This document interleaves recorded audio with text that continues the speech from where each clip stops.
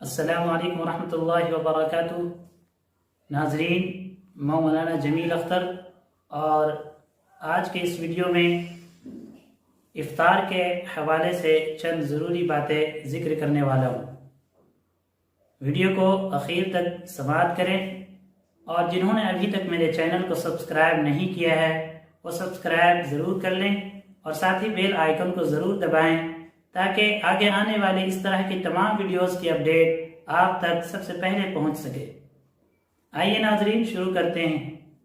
سب سے پہلے تو یہ ذکر کریں گے کہ افطار کے وقت کی دعا کی بہت فضیلت وارد ہوئی ہے، تو روزہ دار کے لیے یہ چاہیے کہ ہر طرح کی مشغولیات سے فارغ ہو کر وہ اپنے لیے اور دیگر لوگوں کے لیے بھی دعا کرے۔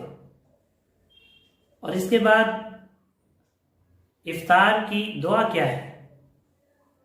تو ناظرین، ایک دعا تو یہ ہے اللہم لک صمت وعلی رزقک افطرت، جو کہ ابو داؤد شریف میں وارد ہوئی ہے، یعنی اے اللہ میں نے تیرے ہی لیے روزہ رکھا اور تیرے ہی دیے ہوئے رزق سے افطار کیا۔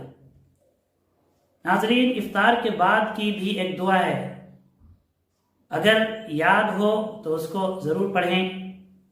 ذهب الظمأ وابتلت العروق وثبت الاجر انشاءاللہ، پیاس بجھ گئی، رگیں تر ہو گئی اور ثواب طے ہو چکا انشاءاللہ۔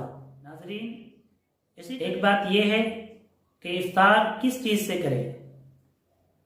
تو حدیث میں آتا ہے، اللہ کے نبی صلی اللہ علیہ وسلم کا ارشاد ہے اذا افطر احدكم فليفطر على تمر فانه بركة فان لم يجد فليفطر على ماء فانه طهور، یعنی یہ کہ اگر کوئی افطار کرے تو چاہیے کہ وہ کھجور سے افطار کرے کیونکہ یہ برکت والی چیز ہے، اور اگر وہ اسے میسر نہ ہو تو وہ پانی سے افطار کرے کیونکہ یہ پاکیزہ پاک چیز ہے۔ تو بہتر یہی ہے کہ کھجور سے افطار کیا جائے، اور اگر یہ میسر نہ ہو تو پانی سے افطار کرنا افضل ہے۔ اگلی چیز ناظرین، اگلی بات کہ افطار میں جلدی کرنا۔ ایسا دیکھا گیا ہے کہ بعض لوگ افطار میں بغیر کسی عذر کے دیر کرتے ہیں، ادھر ادھر یا کچن وغیرہ میں مشغول رہتے ہیں، جبکہ ایسا کرنا ناپسندیدہ ہے۔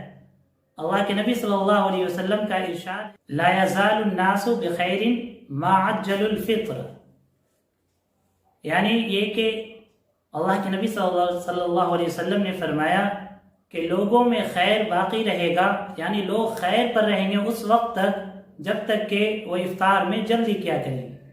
تو اس میں ایک طرح کی فضیلت ہے، لہذا افطار کرنے میں جلدی کرنا یہ مسنون ہے اور بہتر ہے، اور تاخیر کرنا، دیر کرنا یہ ناپسندیدہ ہے بغیر کسی عذر کے۔ تو یہ وہ باتیں تھی جو افطار کے حوالے سے آپ کے سامنے ذکر کرنی تھی۔